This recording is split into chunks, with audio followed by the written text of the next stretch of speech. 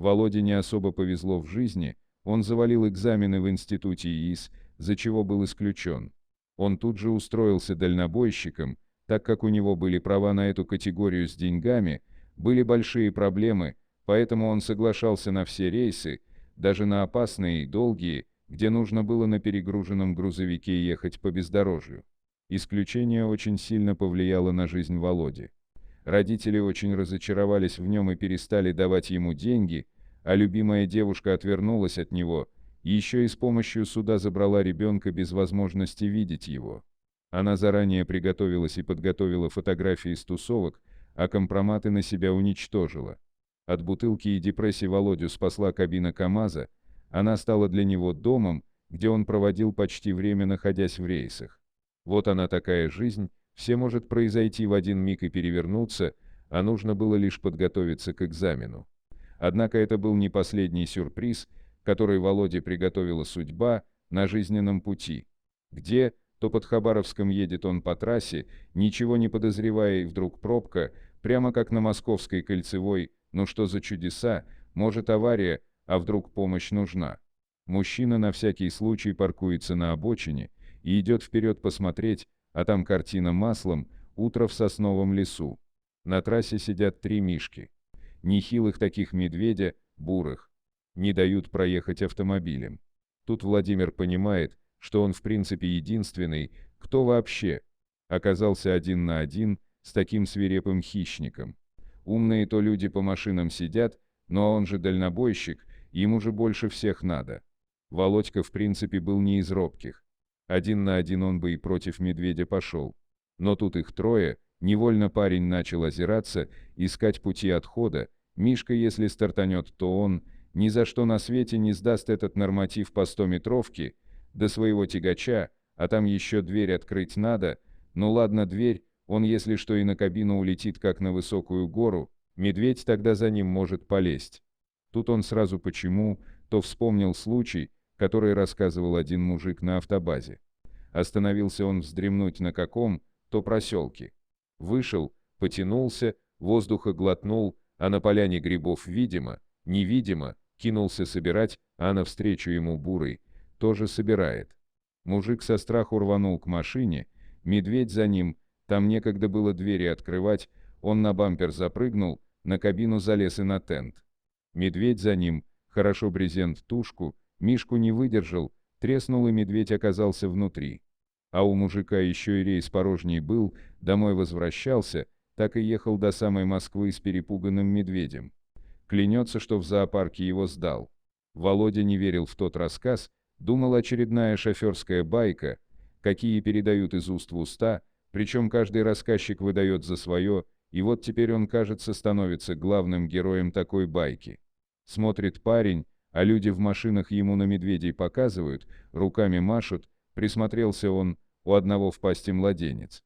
Володя чуть сознание не потерял, как раз таким в последний раз он своего сынишку видел. Непонятно было, что медведь с ребенком делает, то положит, то в пасть возьмет, и где он раздобыл его посреди тайги. Неужели мишки-людоеды и небось деревню какую, нить разорили? Тут он сам рассвирепел не хуже того медведя из байки. Кинулся прямо на 3, будь что будет. Медведи они по своей натуре на самом деле трусливые, вот непонятно, почему в сказках зайца трусом сделали, на самом деле главный лесной трус — это медведь. Все его нападки, агрессия связана именно с тем, что они четко видят перед собой противника и очень боятся. От Вовкиного поведения струхнули аж сразу 3 медведя, подскочили и побежали в тайгу, откуда и пришли, ребеночка с собой забрали. Вовка в ярости за ним и тут только понял, что медведи не испугались его, а ведут к тому месту, где ребенка взяли. Прямо на мху лежала девушка, красивая она была без сознания, по одежде было ясно, что девушка из мест лишения свободы. Есть такие для женщин, они ведь тоже не ангелы. Но явно она бегала, я подумал, если освобождаются, то робу оставляют за колючкой. Примета плохая, что то с собой из тюрьмы выносить, да и женщина все таки. Мишки ходят вокруг, облизывают ее, но никак в чувство привести не могут. Тут Володя все понял. Медведи есть ребенка и не пытались, Они пытались таким образом людей привлечь, на помощь позвать. Видимо, несчастная родила в лесу, наверное, сбежала для того, чтобы ребенка не в тюрьме рожать.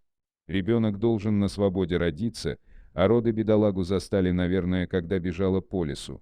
То, понятное дело, без всякой помощи сознания и потеряла, а тут медведи нашли ее. Вот ведь как бывает, люди не помогают, а звери дикие на помощь приходят. Володя принялся девушку в чувство приводить. Медведи поняли, что добились своего, оставили младенца и удалились. Девушка медленно, но пришла в себя, огляделась, испугалась сначала, но Вова успокоил ее. Они вместе осмотрели малыша, на удивление на нем ни царапинки не было. Вот еще одно чудо природы: медведь грубое, дикое животное, обращался с малышом лучше, чем иная акушерка. Уж об этом Володя знал не понаслышке.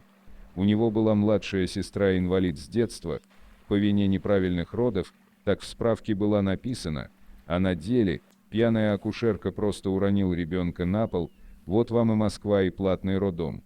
Как оказалось, девушку звали Катя, и она действительно сбежала из колонии, только в обморок она упала не от родов, а от страха, когда на ее крики из тайги вышли 3 медведя. Она же не знала, что они ее ангелы, хранители, спасут ее и малыша, да еще и такого парня хорошего пришлют в придачу.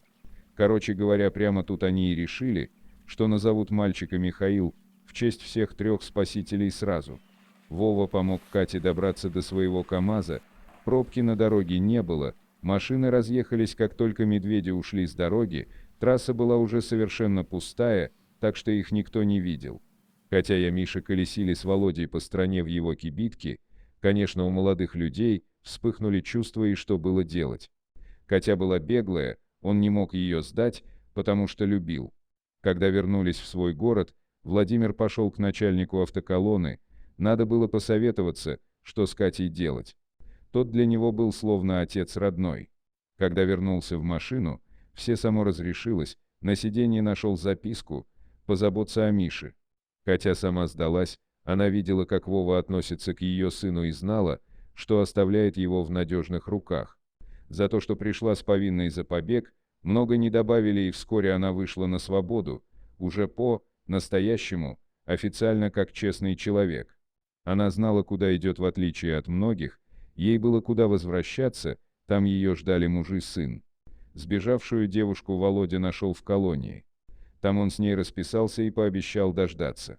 Работу пришлось бросить ради сына, так как хотел ему уделять достаточно времени. После освобождения Кати юные супруги переехали в село к бабушке, она и по сей день не знает, что Миша не от Володи, но это уже не так важно.